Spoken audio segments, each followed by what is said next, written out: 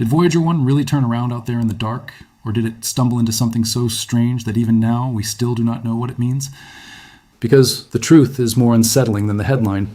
The oldest explorer humanity ever built is still whispering from beyond the sun's protective bubble, and some of what it hears should not be there. If you love space stories that make the universe feel bigger and your place in it feel smaller, take 1 second to like this video, subscribe, and share it with one person who still looks up at the night sky and wonders what's waiting out there. First, let's clear up the part that sounds impossible. Voyager 1 did not suddenly spin around like a lost car, making a U-turn in deep space. It is not racing back toward us. It is still moving outward, farther from Earth every hour. But during the way it points, rolls, and keeps itself communicating with home, it continues to sense the space around it. And what it has found in that space is the real story. The real story is that Voyager 1 has gone so far and lasted so long that it is no longer just a spacecraft. It is our only live microphone in interstellar space, not near Earth, not near Mars, not even at the outer planets. It is beyond the heliosphere, beyond the giant bubble blown by the sun, out in the region between stars. And while it drifts through that darkness, it keeps sending us clues about a place no human has ever visited, and no telescope on Earth can sample directly from the inside. That is what makes this story powerful. It is not only about distance, it is about access. We can look at galaxies through giant telescopes, we can model plasma with equations, we can simulate magnetic fields on supercomputers. But there are still some questions that refuse to answer themselves from far away. For those questions, you need a witness. Voyager 1 is that witness, and it was never supposed to become one.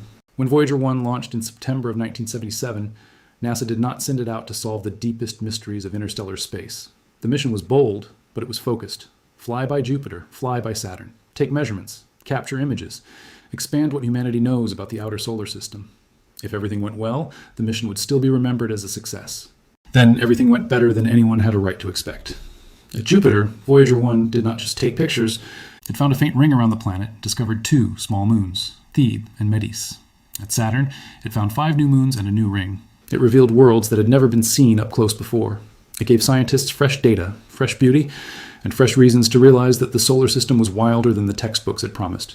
But the deeper miracle was not what it saw at Jupiter and Saturn. The deeper miracle was that it kept going. Year after year, decade after decade, Voyager 1 stayed alive. Governments changed. Computers shrank from room-sized machines to the phones in our pockets. Entire generations were born, grew up, and entered research labs, while this probe just kept moving outward. Think about that. There are scientists studying Voyager data today who were not alive when Voyager left Earth. Some of their parents may not even have met yet. And still, the signal kept coming. That signal matters because of one invisible thing, the heliosphere. If you want to picture it, imagine the sun not only as a bright ball of light, but as a machine constantly blowing a stream of charged particles in all directions. That flow is called the solar wind. It pushes outward and creates a huge magnetic and particle bubble around the solar system. Inside that bubble are the planets, the moons, the asteroids, the comets, and every human being who has ever lived. The outer edge of that bubble is called the Heliopause. It is where the sun's outward pressure finally loses the fight against the interstellar medium beyond it. Inside the heliosphere, the sun still dominates. Outside it, interstellar space takes over. That boundary matters for a reason that is easy to miss. The heliosphere is not just a line on a chart. It acts like a shield. It helps reduce the amount of dangerous galactic cosmic radiation that reaches the inner solar system. It is not a perfect shield, but it is protection. So when Voyager 1 crossed the Heliopause in August 2012 and became the first human-made object to enter interstellar space, it did more than break a record. It crossed the edge of our local shelter. And that is where this story starts to feel different. For years, people imagined interstellar space as a kind of silent emptiness, cold, thin, almost featureless. Not literally nothing, but close enough that our minds could treat it like a giant cosmic blank page. That picture made sense from a distance. When you have never put an instrument inside a place, you fill the gaps with theory and inference. Then Voyager 1 got there, and the blank page began to answer back. One of the most important surprises came from its plasma wave instrument. Scientists studying the data found something faint, narrow, and persistent. A steady hum in the interstellar plasma.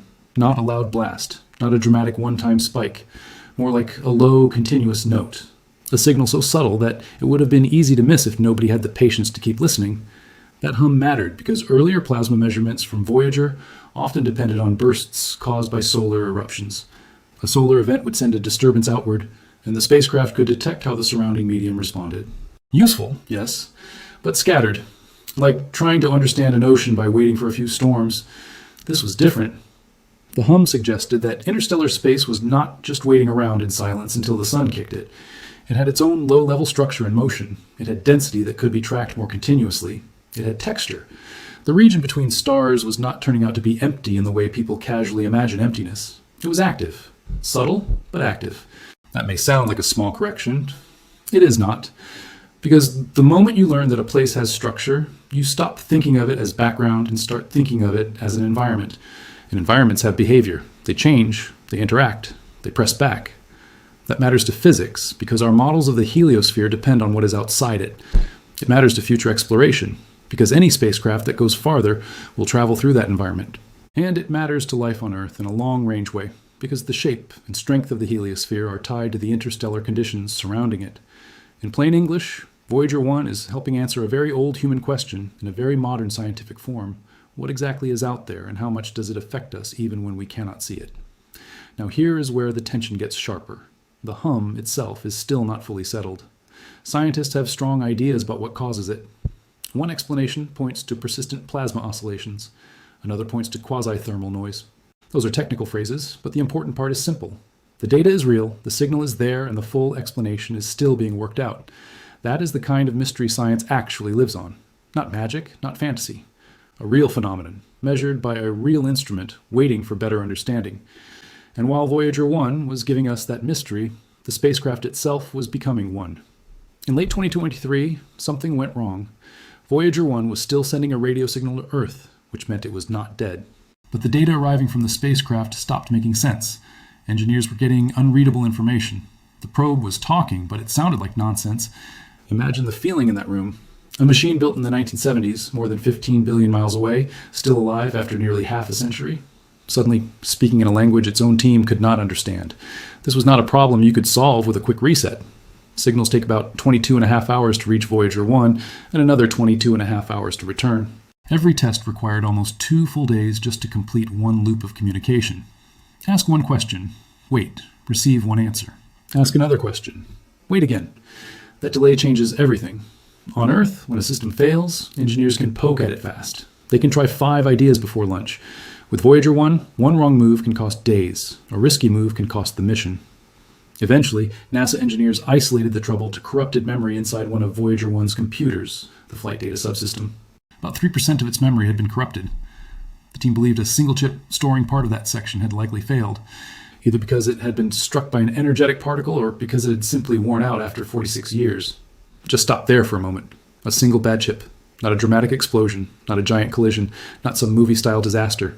A tiny failure inside ancient hardware, after decades in the harshest environment any human-made object has endured. That tiny failure was enough to threaten one of the greatest scientific missions in history, and the fix was extraordinary. Since they could not repair the bad hardware directly, engineers did something brilliantly human. They worked around it. They divided the affected code into sections, moved those sections to different places in memory, and adjusted them so they would still work together. They updated the references that told the system where to find them. In other words, they performed remote software surgery across billions of miles, with a round-trip delay longer than many international flights. If that level of patience impresses you, hit subscribe now and stay with this channel. Because stories like this prove science is not only about discoveries, it is also about stubborn people refusing to let a miracle go silent. When the changes started working in April 2024, Voyager 1 began sending readable engineering information again. Soon after, it returned science data from all 4 operating instruments. The ancient machine had not only survived, it had recovered. It had come back with its voice intact. That recovery changed the emotional center of the mission. Before the glitch, Voyager 1 felt old. After the glitch, it felt fragile. And fragile things make us pay attention in a new way. Suddenly, every new transmission felt less like routine data and more like borrowed time. That sense of borrowed time matters even more now, because Voyager 1 is running out of power. The spacecraft is powered by radioisotope thermoelectric generators. They turn heat from decaying plutonium into electricity. At launch, Voyager had far more power to work with than it does now. But these power systems weaken year by year. NASA says both Voyager spacecraft lose about 4 watts of power every year. That may not sound like much on Earth. Out there, it is everything. When your power margin is thin, every watt becomes a decision. Keep one heater on, and maybe another component has to go dark. Keep one science instrument alive, and maybe you shorten the mission by months. This is not only engineering anymore, it is triage. In April 2026, NASA shut down Voyager 1's low-energy charged particles experiment to save power. That was not because the instrument had stopped being valuable. It was because the mission had reached the stage where survival itself had become a technical balancing act. After that shutdown, Voyager 1 was left with 2 operating science instruments, one measuring magnetic fields and one listening to plasma waves. Think about the emotional weight of that. A spacecraft launched with a full suite of tools is now crossing interstellar space with only a few senses left. It is like an aging explorer still walking into unknown country with a dim flashlight and a notebook, writing down whatever can still be seen before the battery fades. And even here, NASA is not done fighting for more time. Engineers have been working on an energy-saving strategy nicknamed the Big Bang. The idea is to rework how powered devices are used, replacing some with lower power alternatives and trying to stretch the remaining life of the mission. Voyager 2 is the safer spacecraft to test the plan on first because it has a little more power to spare and is closer to Earth. If the tests work, the same strategy may be used on Voyager 1. There is even a chance it could someday allow the low-energy instrument to come back on. That possibility matters, because every extra month Voyager 1 stays scientifically alive is priceless. There is no backup probe already sitting at the Heliopause waiting to continue the job. There is no second live laboratory drifting through the same region with fresh instruments ready to take over tomorrow. Right now, humanity has one active listener in interstellar space, and that listener is nearly 50 years old. This is also where the title starts to feel almost poetic. Voyager 1 did not turn around in the literal sense, but in another sense, it did something even more powerful. It turned our attention around. It forced us to look again at assumptions we thought were settled. It took a region of space that many people treated like empty black wallpaper and made it real. Not as scenery, but as a physical place with density, magnetic behavior, plasma structure, and unanswered questions. That is what great missions do. They do not just go far. They make old ideas feel too small. And the next milestone will make that feeling even stronger. NASA says Voyager 1 is on track to become the first human-made object to reach a distance of 1 light day from Earth on November 18th, 2026. Think about what that means in ordinary human terms. Light is the fastest thing we know. If you send a signal to Voyager 1 at that point, it will take a full 24 hours just to get there. 1 day for the message to arrive, another day for a reply to come back, 2 days for one exchange. That is not just distance, that is loneliness measured in physics. No human-made object has ever operated that far away while still speaking to home. And Voyager 1 is not reaching that distance as a dead relic. It is reaching it while still doing science. Let that sink in. A machine built when disco was on the radio and most of the internet did not even exist is moving toward a point where light itself needs a day to catch it. Yet we still hear from it. We still learn from it. We still depend on its readings to tell us what the space beyond our protective bubble is actually like. Voyager 1 is not just far away. It is redefining what far away even means for our species. Now I want to slow down and ask the deeper question behind all of this. Why do people care so much about a small machine drifting through darkness? Part of the answer is obvious. It is a triumph of engineering. It is a story of human skill, patience, and endurance. But that is not the whole answer. The deeper reason is that Voyager 1 touches a nerve that most of us carry quietly. We want proof that reaching beyond our current limits is worth it. We live inside routines, bills, deadlines, stress, bad news, small arguments, long commutes. Most days our lives are measured in rooms, roads, and screens. Then, a story like Voyager 1 crashes through all of that and reminds us that human beings are strange. We are the kind of species that learn to shape metal, harness physics, and throw a device into the dark just to find out what the dark was hiding. That is not practical in the everyday sense. It is bigger than practical. It is civilizational. Voyager 1 also matters because it makes humility unavoidable. For a long time, we could talk about the space between stars as if we had a decent grasp of it, but the moment an instrument actually entered that region and started sending back direct measurements, our confidence had to shrink. Science is not ignorance dressed up as certainty. But reality always has the right to be more detailed than our expectations. That is one of the healthiest lessons in all of science. The universe is under no duty to match our first draft. And Voyager keeps proving that lesson in a way that feels almost personal. It crossed the Heliopause and the story became more complicated. It listened to the plasma around it, and the emptiness turned out to have a voice. It nearly lost contact, and engineers found a way to bring meaning back out of the noise. It began running low on power, and instead of giving up, the team started making painful decisions to protect the final years of discovery. Every chapter pushes the same idea. The farther you go, the less simple the universe becomes. There's a haunting beauty in the timing of this mission. Voyager 1 is exploring interstellar space at the exact moment when humanity is more connected than ever, yet often more distracted than ever. We can scroll past almost any fact in seconds. We can absorb astonishing information and forget it by dinner. But Voyager 1 resists that kind of shallow attention. Its story asks for patience. Its signal arrives slowly. Its mysteries unfold slowly. Its meaning builds slowly. Maybe that is part of why it feels so moving. Voyager 1 is a slow message in a fast age. And then there is the golden record. Bolted to the spacecraft is a gold-plated record carrying sounds and greetings from Earth. Human voices, music, the sound of our planet. It is one of the most emotional objects we have ever launched into space because it says something very simple. If someone finds this, we want it to be known. On one side of the mission, precise measurements of plasma waves and magnetic fields. On the other side, a bottle in the cosmic ocean carrying laughter and song. That is humanity in one image. We want to understand the universe, and we want to be understood by it. Even if nobody ever finds the record, the gesture matters. It tells us who we were when we first reached this far.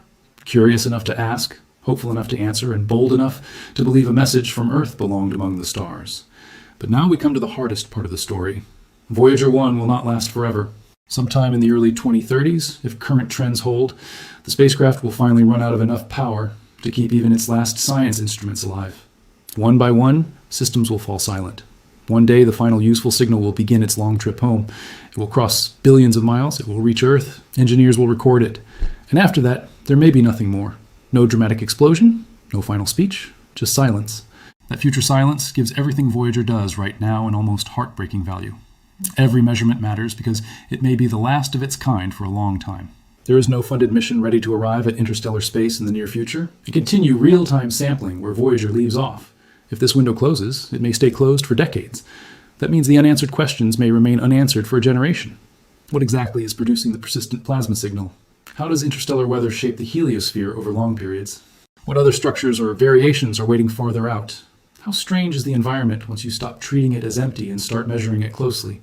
Voyager 1 may not solve all of that before it goes quiet. But maybe that is not failure. Maybe that is the purest kind of success. Not finishing the map, but proving the map is worth drawing.